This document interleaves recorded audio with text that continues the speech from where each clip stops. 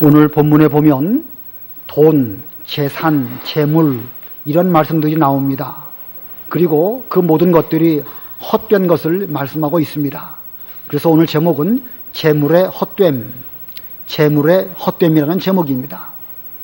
오랜만에 또 전도서를 하게 되었는데 이 전도서의 흐름을 아는 것이 중요하다고 여러 번 말씀을 드렸습니다. 1장부터 3장까지 이 전도자 솔로몬은 이 지혜가 헛되고 세상에 쾌락이 헛되다라는 것을 말하면서 그러한 가운데에서 이제 마지막에 때와 기한이 있는데 그 마지막 때와 기한이 차면 하나님의 심판이 있을 것임을 3장 끝에서 말씀하고 있습니다. 그러면서 그 심판 때에 누가 우리를 하나님 앞에 서게 할 것이냐, 누가 우리를 이 죄악된 가운데서 구원해서 하나님의 심판대 앞에서 구원의 자리로 이끌어 줄 것이냐, 이러한 것을 말하고 있습니다.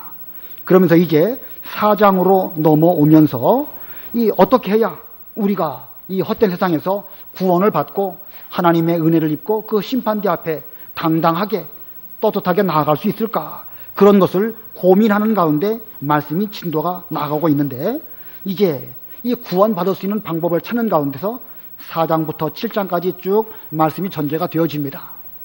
그런 가운데서 우리 4장에서는 이 사회생활의 헛된 것을 말하였습니다. 다시 말하면 인간 사회의 부조리한 것을 말하고 있습니다.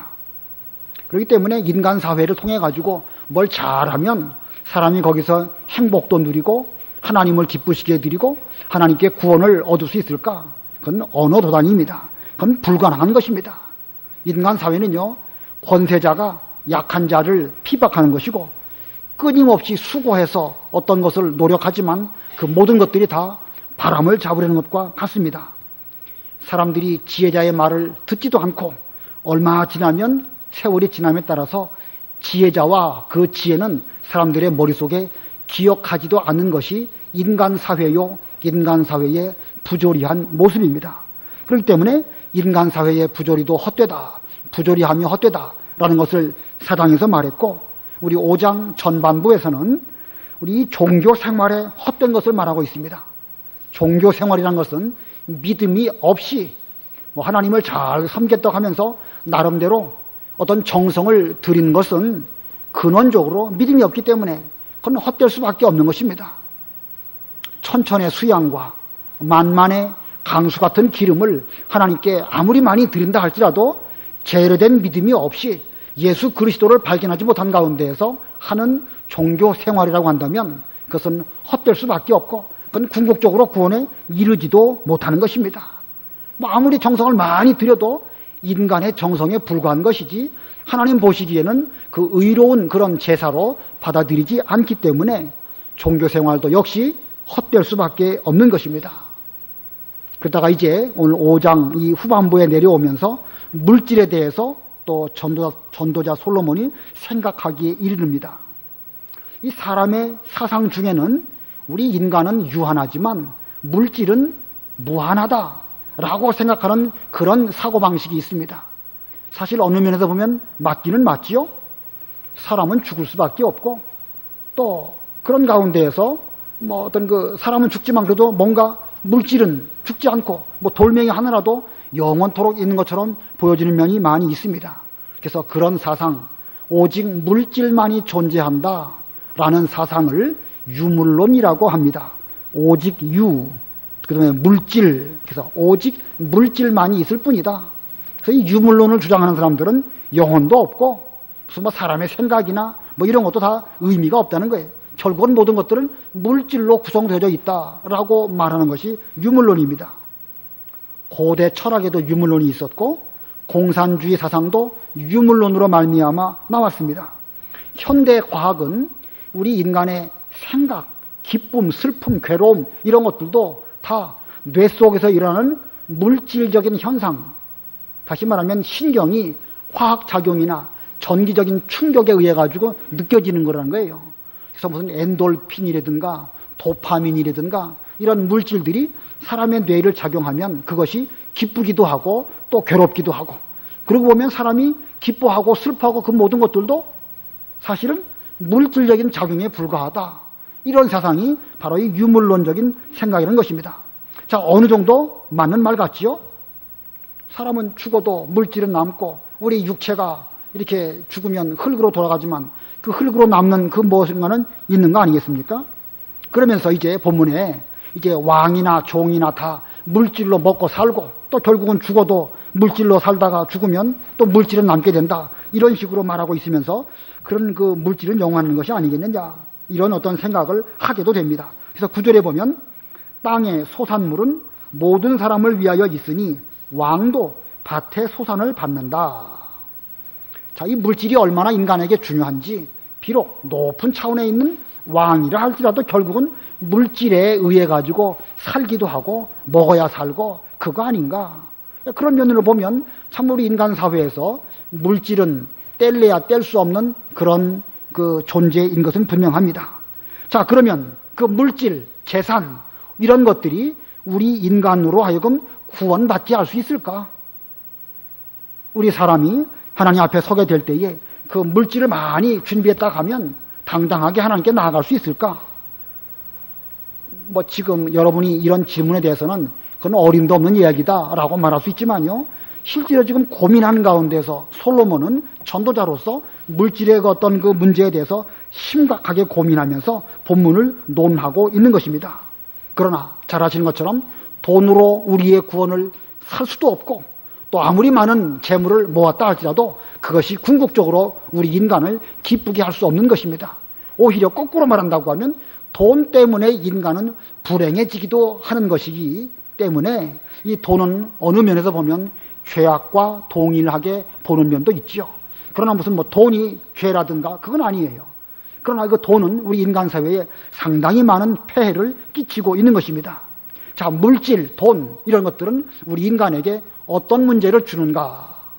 오늘 이 두 가지를 본문에서 말씀드리고 그리고 마지막에 있어서는 우리는 이 물질에 대해서 어떻게 생각해야 되는 것인가 하는 것을 전체 세 가지로 배워보도록 하겠습니다. 첫 번째로 물질에 어떤 문제가 있는가?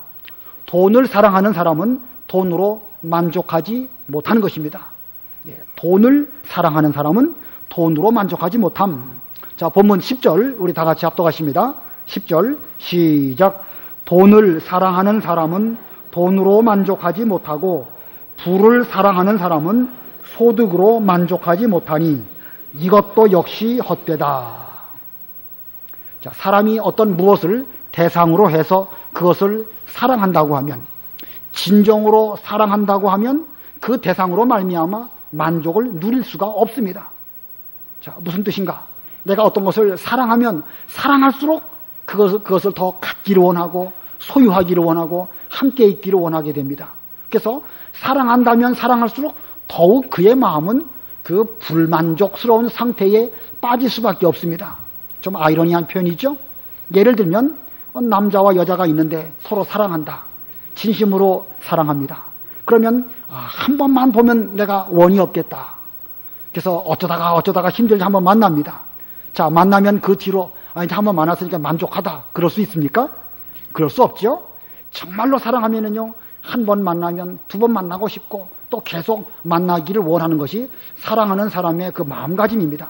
그러니까 이 사랑하기 때문에 계속 끊임없이 상대방에 대해서 불만족할 수밖에 없는 것입니다. 거기서 말하는 불만족이라는 것은 무슨 나쁜 의미의 불만족이 아니고 함께 있기를 원하고 또 늘 여러 가지를 공유하기를 원하고 이것이 바로 그런 것입니다. 자, 그렇게 해서 이제 남자와 여자가 결혼을 하기에 이르르면 그 뒤로는 또 만족할까요? 그것도 아니죠.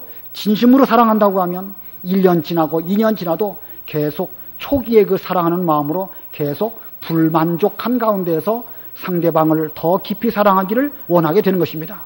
그러다가 이제 10년, 20년, 30년 지나가게 되면 어떨까요? 노인이 되면 뭐 더 이상 이제 뭐 나이 들었으니까 무슨 사랑이냐 그럴 수 있습니까?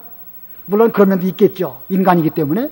그러나 진심으로 사랑한다고 하면 우리 배지사님이 고개를 절레절레 흔드신 것처럼 진심으로 사랑하면은요, 노인의 그 사랑도 정말 아름답고 멋있는 것 같아요. 여러분도 다 그렇게 되길 원하시죠? 예. 미국에 가니까 그 금혼식이라는 그 명절을 또 특별히 하더라고요. 결혼 50년. 그래서 금혼식이라고 합니다. 그래서 우리는 무슨 뭐 칠순, 팔순 잔치를 하는데 그것보다 더 크게 잔치를 하는 것 같아요. 아주 멋있더라고요. 그래서 나이 드신 분들이 그렇게 부부를 이루어서 몇십 년 함께 사시면서 이렇게 행복하게 노후를 보내는 거 볼 때에 진정으로 멋있는 그 사랑이 저게 아닐까. 뭔가 과일로 치면 완벽하게 익은 것 같은, 장으로 말한다고 하면 오랫동안 숙성된 그런 맛을 내는 그런 사랑이 노인의 사랑이 아닐까, 이런 생각이 듭니다. 자, 이거 보면은요, 사랑하면 사랑할수록 상대방에 대해서 불만족할 수밖에 없는 것입니다. 그래서 남녀간의 그런 사랑은 뭐라고 표현할지 모르겠지만 그 행복한 불만족이다, 이렇게 말할 수도 있을 것 같아요. 자, 우리 서로 사랑하면 그 불만족한 것이 오히려 행복한 거예요. 그러면서 계속 상대방에 대해서 함께 있기로 원하면서 끝까지 이렇게 노후까지 간다고 하면 행복한 불만족을 누리게 되지 않을까. 자, 그런데 그것이 우리 남자와 여자의 아름다운 관계가 아니라 돈에 관한 문제라고 하면 상황이 또 달라집니다. 자, 솔직히 우리 모두 다 돈 사랑합니다. 제가 군대 제대하고 직장 생활했는데 월급 처음 받았는데 9만 몇천 원인가를 받았어요. 이거 조금만 더 있으면 10만 원 채워지는 건데 그걸 안 줘가지고 9만 몇천 원 주니까 영 서운하더라고요. 그래서 10만 원 넘으면 좋겠다. 그래서 한 해가 지나가면서 이제 호봉이 올라가니까 10만 원 넘어갔어요. 만족할까요? 어림도 없죠, 그죠? 어림도 없습니다. 얼마 지나고 차차 봉급이 올라가면서 조금씩 전에보다 훨씬 더 많이 받는데 그래도 불만족스럽더라고요. 제가 한때 잘 나갈 때는 돈 많이 벌었어요. 제가 그 달러로 월급을 받았는데 5,000불씩 받았으니까 제가 일반 직장 다니는 사람보다 4배를 더 많이 받았는데 지금부터 20년 전입니다. 94년, 95년 그쯤에 쭉 이렇게 받다가 그러다가 갑자기 IMF가 터졌어요. IMF 터지기 직전에 우리 교회 목사님께서 저한테 오셔가지고 앞으로 신학도 공부하고 전도사 되면 좋지 않겠는가 그렇게 말씀하셔가지고 예, 그렇다면 하겠습니다 했는데 IMF가 터진 거예요. IMF가 터진 줄 알았더라면 제가 전도사 하지 않고 계속 돈벌이 했을 텐데 IMF가 터지니까 환율이 3배로 뛰더라고요. 그래서 전에 그 400만 원 받던 월급이 막 한 달 사이에 1,200만 원씩 턱턱턱 아직도 환율은 1,000원이 넘어가잖아요. 옛날에 700원, 800원 하던 거예요. 참 그래도 만족했을까? 역시 그래도 만족은 없습니다. 계속 끊임없이 좀 더 많이 벌었으면 지금도 그때 생각하면서 그때 돈 좀 더 벌 걸 괜히 전도사 해가지고 이렇게 힘들게 이게 돈은요 영원히 우리에게 만족을 주지 못합니다. 아까 남녀 간의 그런 관계는 행복한 불만족이라고 한다고 치면 돈에 대한 사랑은요 그것은 불행한 불만족입니다. 그걸 사랑하면 사랑할수록 괴로운 거예요. 그걸 그만큼 사랑하니까 지금도 그때 괜히 하나님의 일 한다고 나서가지고 이게 뭐냐 이런 생각을 하는 거 보면 저 역시도 속물은 속물인 것 같아요. 우리 모두는 다 돈에 대한 사랑이 집착하게 되면 결국은 그렇게 될 수밖에 없는 것입니다. 그래서 요한계시록 13장 10절에 보면 사로잡고자 하는 자는 사로잡힐 것이요 라는 말씀이 있습니다. 사람이 무엇을 가지려고 마음에 원하면 결국 거기에 사로잡힌다는 거예요. 다시 말하면 사로잡고자 하는 그 소원을 갖고 있는 사람은 그 대상에게 이미 종이 되는 거예요. 종. 그래서 사랑을 얻고자 한다면 그 사람은 사랑의 종이 되는 것이고 돈을 얻고자 한다고 하면 그 사람은 돈의 종이 되는 것입니다. 지식을 얻고자 한다고 하면 그 사람은 이미 그 지식의 종살이 되어가지고 계속 그거를 추구하고 막 그거를 노력하다가 그냥 결국은 그렇게 또 죽는 것이죠 뭐. 자, 이렇게 무엇을 사랑하면 영원히 그거에 대해서 불만족하게 되다가 결국은 얻지도 못하고 그리고 이제 인생이 끝이 나게 될 수밖에 없는 것입니다. 자, 이 만족을 얻지 못할 뿐만 아니라 그의 삶도 사랑하는 그것 때문에 결국은 망가지게 되는 것을 본문이 말씀하고 있습니다. 본문 11절 12절 우리 다 같이 합독하시겠습니다. 11절 12절 시작. 재산이 늘어나면 먹는 사람들도 많아지니 그 주인이 자기 눈으로 그것을 보는 것 외에 무슨 유익을 얻겠는가. 노동자는 적게 먹든지 많이 먹든지 단잠을 자지만 부자는 배불러서 편히 자지 못한다. 자, 이 돈을 사랑하는 자의 폐단 2가지를 말하고 있습니다. 11절에서 보면 이 돈을 사랑하는 것은 보는 것 외에는 유익이 없다는 거예요. 물론 절대 빈곤, 당장 먹을 것이 없는 그런 사람에게는 그 돈이 참 욕이 나지요. 그러나 먹고 입을 만큼 하나님께서 우리에게 이미 주셨음에도 불구하고 더 돈을 사랑해서 계속 불만족스러운 그런 사람은 그만큼 얻고 노력을 해서 더 많이 얻는다 할지라도 보는 것 외에 통장에 잔고 올라가고 집안에 뭐 금덩어리 쌓아놓은 거 그거 쳐다보면서 마음으로 좋다라고 누리는 그 유익 외에는 더 뭐가 있겠는가. 이것이 그 돈을 사랑하는 자의 첫 번째 패단이고, 두 번째 패단은요 12절에 보면 노동자는 적게 먹든지 많이 먹든지 단잠을 자지만 부자는 배불러서 편히 자지 못한다. 자, 이 돈을 사랑하는 사람은요 편히 자지 못합니다. 여러분 많이 먹어가지고 잠 못 자신 적 있으시죠? 자, 그거 괴로울 것 같아요. 자, 그 뭐 많이 먹어가지고 잠을 못 자고 그리고 오히려 토해내야 되는 그런 사람 그 생각하면 정말 어리석기가 짝이 없는데, 가만히 보면 우리의 삶이 그와 다를 바가 없습니다. 많이 소유할수록 더 마음은 공허하게 되고, 많이 소유할수록 잠을 이루지 못하는 것이 바로 이 인간의 그 심리 현상인 것입니다. 자, 그러면 사랑하면 사랑하는 것만큼 만족을 누리지 못한다. 이것이 인간의 원리인데, 그러면 우리는 무엇을 사랑해야 될까? 사랑하면 사랑할수록 만족을 못 누립니다. 남녀간에도 그렇고 물질도 그렇고 공부도 그렇고 뭐 뭐든지 다 사랑하면 사랑하는 것만큼 속상하고 막 불평스럽고 그런 것인데, 그렇다고 하면 우리는 무엇을 사랑해야 되겠죠? 여러분 무엇을 사랑해야 되겠습니까? 어느 분을 사랑해야 되겠죠? 하나님을 사랑해야 될 것입니다. 그러고 보면 우리는 딱 한 분, 하나님만 사랑하는 것이 우리의 그 올바른 태도인 것입니다. 하나님을 사랑하는 것만큼 우리 속에는 불만족스럽습니다. 좀 더 하나님께 기도 많이 하고, 좀 더 하나님에 대한 진리를 많이 알고, 예배를 또 잘 드리면 좋겠는데 좀 더 정성을 들이고 계속 불만족스러우면서 더 많이 사랑하기를 원한다고 하면, 그런 사람은 차차 그 하나님을 많이 사모하고 많이 알아나가고, 그래서 점점 그의 불만족은 행복한 불만족으로 나아가게 될 것입니다. 아까 사람과 사람 사이에 그 불만족, 너무 그 사랑하기 때문에 행복한 불만족이라고 그랬죠? 자, 그런데 인간의 그 사랑은요 결국은 끝이 뭐로 끝이 날까요? 죽음으로 끝이 나겠죠? 죽음으로. 그러니까 이 배우자가 죽는 것이야말로 가장 큰 스트레스라고 그러더라고요. 그러니까 지나치게 사랑했는데, 지나치게라는 표현이 그러네요. 참 많이 사랑했는데 너무너무 많이 사랑한 그 상대방이 어느 날 갑자기 하나님의 부르심을 받아가지고 데려감을 입었다. 믿음이 없다고 하면 그때만큼 큰 그 낙심스러운 일이 없을 것입니다. 그러나 하나님에 대해서는 어떻겠죠? 자, 하나님을 사랑하는 만큼 좀 더 하나님과 가까이 하면 좋겠는데, 뭔가 좀 부족하고 불만족스러운데, 그러면서 자꾸 하나님을 많이 사랑합니다. 그래서 행복한 불만족이 점점 그 높은 차원으로 올라가다가 갑자기 하나님의 데려가심을 입어가지고 천당에 가게 됐다. 오히려 그것은 더 좋은 쪽으로 간 거 아니겠습니까? 이 죽음도 얼마든지 극복할 수 있는 것이 하나님을 사랑하는 자의 그런 불만족이라고 할 수가 있을 것입니다. 자, 하나님을 사랑하는 것은 절대 우리 인간을 불행하게 만들지 않습니다. 그것은 행복한 불만족을 누리다가 죽으면 영원한 행복을 영원히 누리게 되는 것입니다. 그래서 시편 127편 2절에 너희가 일찍 일어나고 늦게 누우며 수고의 떡을 먹을지라도 그 모든 것이 헛되도다. 그러므로 주께서 자신을 사랑하는 자에게는 무엇을 주시는도다? 하나님께서는 하나님을 사랑하는 자에게 무엇을 주시는도다? 잠을 주시는도다.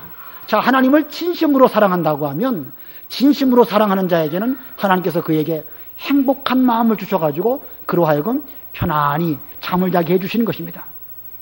자, 돈을 사랑하는 사람은 돈 때문에 잠을 자지 못하지만, 하나님을 사랑하는 사람은 하나님 안에서 젖된 아이가 어미 품에 있음같이 평안한 가운데에서 편안히 잠을 잘 자고, 인생도 참 걱정 없이 풀무불에 들어가든지 사자굴 안에 들어가든지 걱정 없이 살다가 또 영원한 천당에 가서 더 많이 하나님을 사랑할 수 있는 그런 세계에 들어가게 될 것입니다. 그러므로 우리 모두는 돈을 사랑하다가 편히 자지도 못하는 그런 가운데 빠지지 말고 주님만 사랑하고 또 하나님만 기쁘시게 드리는 이러한 것에서 늘 불만족스러워하면서 그 불만족이라는 의미는 긍정적인 의미의 불만족이에요. 하나님을 더 많이 사랑하려고 하는 그런 마음가짐을 갖고 이 땅에서 항상 기쁘게 사시다가 영원한 천당에 가서 더 잘 섬기는 그런 우리 모두들이 다 되시기를 바랍니다. 그 다음에 두 번째로, 돈은 우리에게 어떤 문제를 주는가? 아끼던 재산이 주인에게 도리어 해가 되는 것이 돈입니다. 자, 아끼던 재산이 주인에게 도리어 해가 됨. 13절로 17절인데 보면 13절 먼저 보겠습니다. 내가 해 아래 심한 악이 있는 것을 보았으니 곧 아끼던 재산이 그 주인에게 도리어 해를 끼치는 것이다.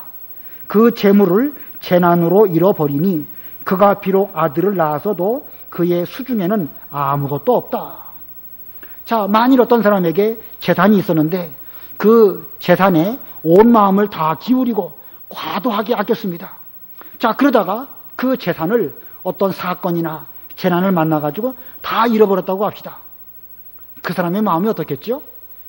재산을 아끼고 쓰지도 않고 이렇게 저렇게 힘들게 잘 벌어서 잘 간직했는데 어느 날 갑자기 그게 다 그냥 재난으로 인해 가지고 잃어버리게 되었다. 그 뭐 얼마나 그 속상하겠습니까? 아꼈던 만큼, 모았던 만큼, 그만큼 그는 그 아낀 것으로 말미암아 더 큰 해를 받을 수밖에 없을 것입니다. 심지어 그가 아들을 낳았음에도 불구하고 그의 수중에는 아무것도 없기 때문에 더 괴로워할 수밖에 없을 것입니다. 귀한 아들을 낳았으면 뭐 재산 좀 있다가도 없는 거 괜찮죠? 아들이 있으니까. 그런데 그 아들을 낳았음에도 불구하고 아들 때문에 기뻐하지는 못하고 없어진 재산 때문에 오히려 낙을 누리지 못한다고 하면 그런 사람이야말로 얼마나 그 아끼던 재물로 말미암아 해를 입게 되겠습니까? 자, 이런 일들이 누구의 일일까요? 바로 우리 인간들의 일이고 바로 우리 자신의 일인 것입니다. 돈을 사랑하면서 아까워서 쓰지도 못하다가 죽으면 다 놓고 가야 하는데 얼마나 아깝겠습니까? 바로 우리가 다 그런 거예요. 꼭 뭐 무슨 눈에 보이는 어떤 재난이라기보다는 죽음 앞에서 우리는 다 이 세상에서 열심히 벌었던 거 다 놓고 갈 수밖에 없습니다. 자, 우리는 적든 많든 여러분에게는 다 이미 재산이 있지요? 혹시 오늘 점심 굶고 저녁 굶고 오신 분 계신가요? 뭐 여기 계신 분들 가운데서는 혹시 정말 절대 빈곤 가운데 계신 분들도 없진 않지요. 그러나 감사하기도 하나님께서는 우리에게 그저 오늘 일용할 양식 주셨고 또 내일 가면 내일 먹을 양식 주시는 우리 아버지 하나님이십니다. 그런데 이것들은 언젠가 되면 빼앗길 때가 있는 것인데 그 빼앗길 날이 반드시 올 것입니다. 영원히 내 것이 되지 않을 것인데 이것이 재산입니다. 그런데 그것을 과도하게 아끼다가 빼앗기게 되면 그것으로 말미암아 더 큰 해를 입어가지고 이거 재산 때문에 내가 너무너무 속상하다 그런다고 하면 차라리 없는 것만 못한 이런 상황 가운데 있을 것입니다. 자, 본문 15절 16절 우리 다 같이 합독하십니다. 15, 16 시작. 그가 자기 어머니의 태에서 나왔을 때처럼 벌거벗고 돌아갈 것이니 그가 자기 손으로 수고하여 얻은 것을 아무것도 자기 손에 가지고 가지 못할 것이다. 이것도 심한 악이다. 사람이 왔던 모습 그대로 돌아갈 것이니 바람을 잡으려고 수고한 것이 그에게 무슨 유익이 있겠는가. 어머니 태에서 벌거벗고 나왔던 것처럼 결국은 우리가 벌거벗고 갈 수밖에 없습니다. 이 땅에서 손으로 수고하지만 하나도 가지고 가지 못합니다.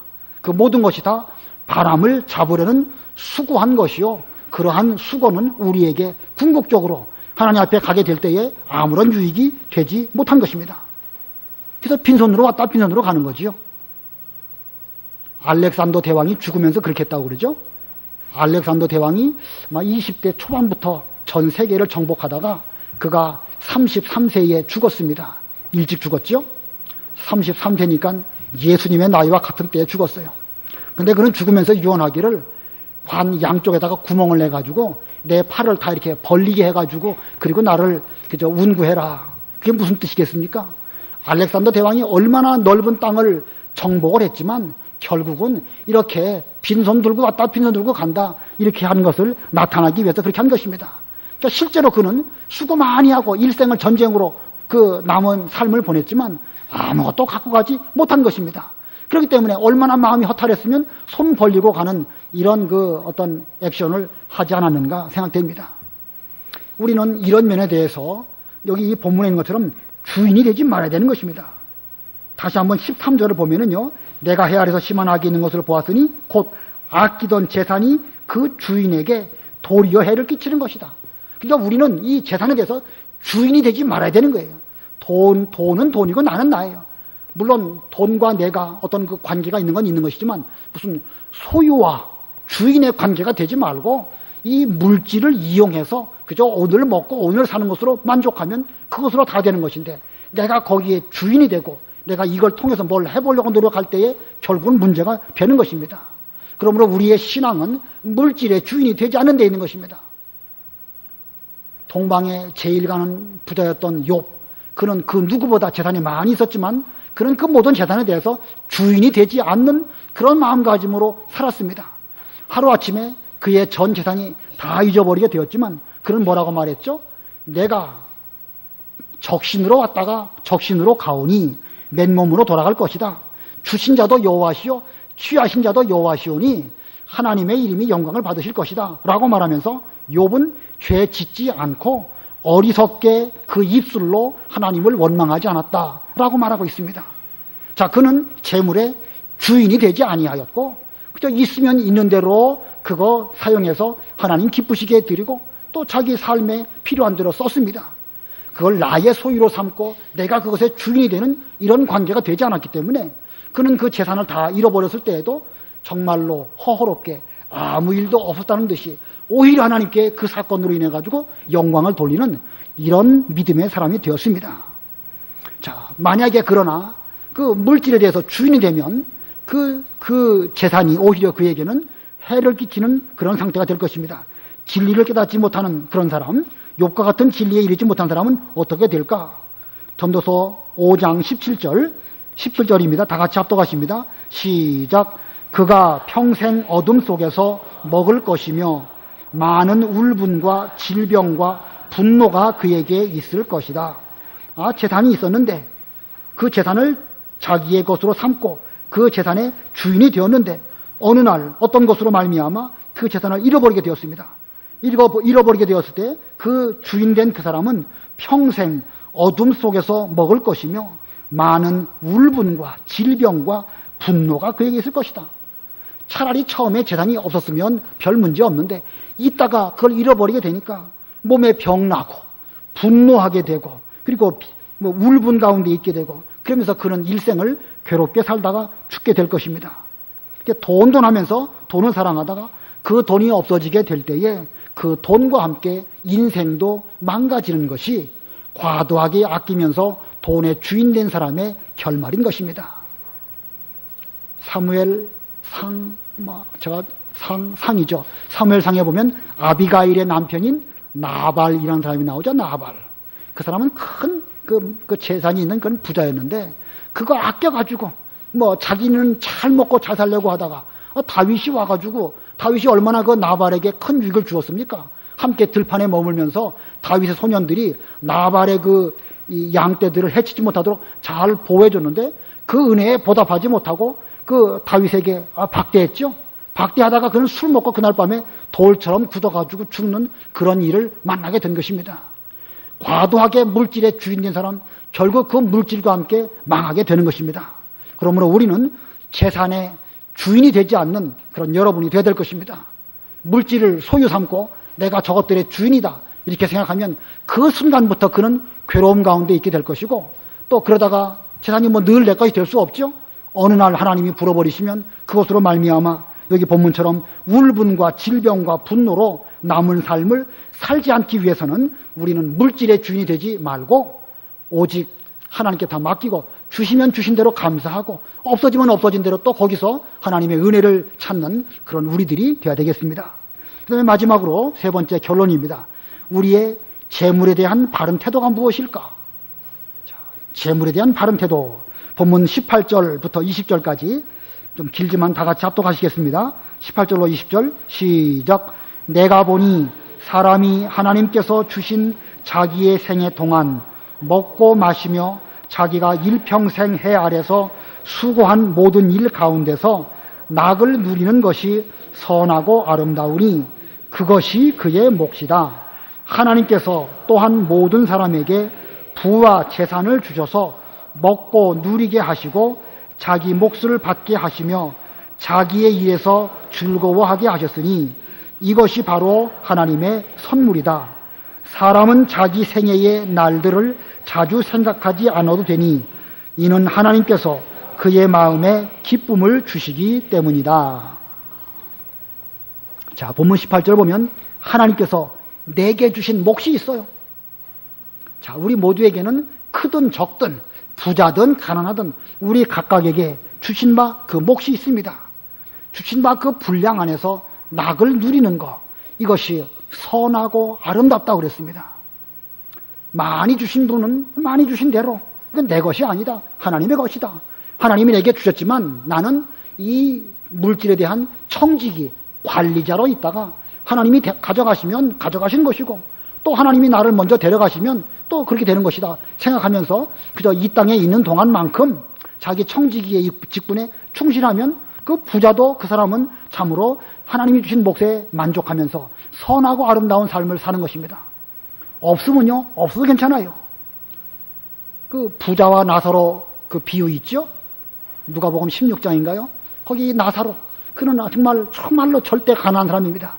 부자의 상에서 떨어지는 그것으로 배부를 수밖에 없는 그런 가난한 사람이었지만 그는 믿음을 위해서 그 모든 물질에 관한 것들을 다 내버리고 궁핍한 가운데서도 궁핍스럽지 않은 그런 삶을 살았기 때문에 그는 의로운 사람이었고 그가 죽은 뒤에 아브라함의 품에 안기는 그런 은혜를 입게 되었던 것입니다.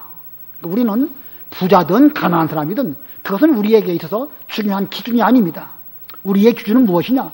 내게 주신 낙을 누리는 것, 그게 나의 몫이다 라고 생각하면서 많이 줬으면 많이 준 대로 또 감사하면서 누리고 적으면 적은 대로 나에게는 하나님만이 나의 전 재산입니다 라고 생각하면서 사는 것이야말로 오히려 선하고 아름다운 우리의 몫입니다.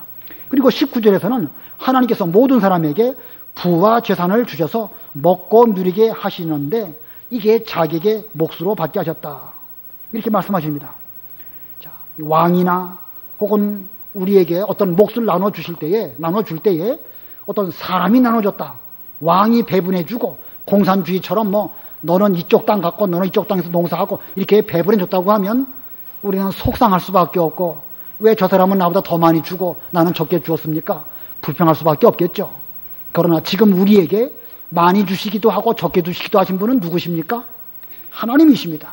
그러면 하나님이 내게 적정한 만큼 주셨는 줄을 알고 거기서 내게 주신 분복 안에서 만족하는 것, 이것이야말로 선하고 아름다운 것입니다. 자, 이것이 곧 자족하는 것이죠. 수분지족이라는 것입니다. 우리 지난번 그 디모데 전서 6장 1절로 10절까지 그 자족에 대한 자족. 자, 하나님이 우리에게 주신 그 분량 안에서 족한 줄 아는 것, 그것이야말로 최고로 물질에 대한 바른 태도입니다. 우리 성경 시간이 없지만 빨리 한번 찾아보겠습니다. 잠언 15장 17절. 잠언 15장 17절. 한번 읽어보세요.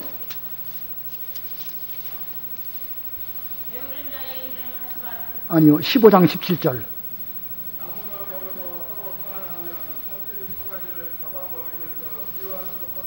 예, 나물만 먹어도 서로 사랑하면 살진 송아지를 잡아먹으면서도 미워하는 것보다 낫다. 자, 물질이 많든 적든 우리는 사랑하는 것이 더 중요합니다.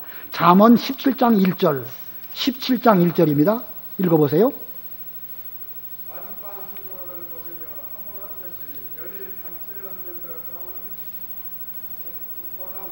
예, 비록 많든 적든 이게 문제가 아닙니다. 우리는 화목하냐 화목하지 않느냐 그게 문제인데 우리는 송아지를 잡아먹으면서 싸우고 다투는 것보다 마른 떡 한 조각 가지고 그거 먹으면서도 나누어 먹으면서도 서로 만족한 거, 자기 분수를 지키면서 자족하는 것이죠. 이런 사람은 참으로 물질에 대해서 제대로 깨달은 사람이라고 할 수 있습니다. 그러므로 재물에 대한 바른 태도는 첫 번째는요, 하나님께서 주신 분수 안에서 자족하는 것입니다. 하나님이 주신 분수 안에서 자족하는 거. 근데 자족보다 또 한 단계로 우리가 더 나아가야 될 것인데, 그것은 두 번째는 물질에 대한 초월입니다. 자족하는 것보다 이제는 물질을 저 발로 밟고 높은 차원으로 올라가는 것, 이것이 좀 더 그 높은 차원의 신앙이라고 할 수가 있습니다. 찾아보진 않겠지만 잠언 30장 8절에 보면 이 솔로몬은 뭐라고 말하냐면, 나를 가난하게도 마옵시고 부하게도 마옵시며 필요한 양식으로 나를 먹이소서, 이렇게 말하고 있습니다. 가난하게도 마옵시고 부하게도 마옵시고, 물질 문제에 대해서 더 이상 어떤 그 저촉받지 않고 그저 주께서 주시는 양식 안에서 만족한, 물질을 초월한 이런 상태가 되게 해주십시오 라고 이 전도자 솔로몬은 잠언 30장 8절에서 그렇게 말하고 있습니다. 그런데 한 단계 더 나아가면 빌립보 4장 12절에 바울은 뭐라고 말하냐면, 나는 비천에 처할 줄도 알고 풍부에 처할 줄도 알아 배부름이나 배고픔이나 풍부나 궁핍의 일체의 비결을 배웠다, 이렇게 말하고 있습니다. 자, 이 바울의 그 사상은 그 배고프기도 마옵시고 배부르기도 마옵시고, 그것보다 한 단계 더 나아갔죠. 나는 풍부에 처할 줄도 알고 비천에 처할 줄도 알고 배부름과 배고픔의 일체의 비결을 배웠다. 이것은 그만큼 물질에 초월한 이런 차원에까지 올라간 사도 바울의 신앙이라고 할 수가 있습니다. 우리도 물질에 대해서 먼저는 현재의 내게 주신 몫에 대해서 자족할 줄 알아야 되겠고, 그 다음은 이제 그것보다 한 단계 올라가서 이제 초월한, 물질을 초월한 이런 우리가 되어야 될 것입니다. 어떤 사람이 예수님을 따라가려고 하면서 저는 주님이 어디로 가시든지 주님만 따라가겠습니다, 이렇게 말씀을 드렸습니다. 그랬더니 주께서 말씀하시기를, 공중에 새도 깃들 곳이 있고 또 여우도 머리 둘 곳이 있지만 인자는 머리 둘 곳이 없다, 그렇게 말씀하셨죠. 그건 뭡니까? 예수님은 천지 만물을 소유하신 하나님이십니다. 그러나 거기에 마음을 두신 것이 아니에요. 하늘과 땅의 모든 권세를 가지셨지만, 그러나 그것으로 무슨 머리 둘 곳 의지하는 그런 삶을 살지 않으셨습니다. 그러시면서 나를 따라오려고 한다고 하면 나와 같이 세상으로 머리 둘 곳을 삼지 아니하여야 진정 나를 따르는 사람이 될 수 있을 것이다 라고 깨달음을 주셨습니다. 그렇다고 한다면 저와 여러분은 예수님의 제자로서 이 믿음의 길을 걸어가고 있는데, 물질로 우리의 마음을 빼앗기지 말고, 물질로 머리 둘 곳을 삼지 말고, 예수님 한 분만 사랑하고 주님 한 분만으로 늘 그저 더 많이 사랑하지 못해서 안타깝게 여기면서 그 주님을 사랑하지 못한 그런 불만족을 가지고 행복한 삶을 산다고 하면 이 땅에서도 그 누구보다 행복한 사람이 될 수 있을 것이고, 이렇게 살다가 우리가 세상에서 떠나서 하나님 나라에 가면 이 땅에서 사랑하지 못한 그 사랑을 더 많이 사랑할 수 있는 그런 신령한 사랑의 차원에까지 우리가 나아갈 수 있을 것입니다. 아무쪼록 저도 여러분도 하나님만 사랑하고 예수님만 따라가는 그런 우리들이 될지언정 결코 물질의 종이 되는 그런 분이 한 분도 없으시기를 바랍니다. 기도하겠습니다.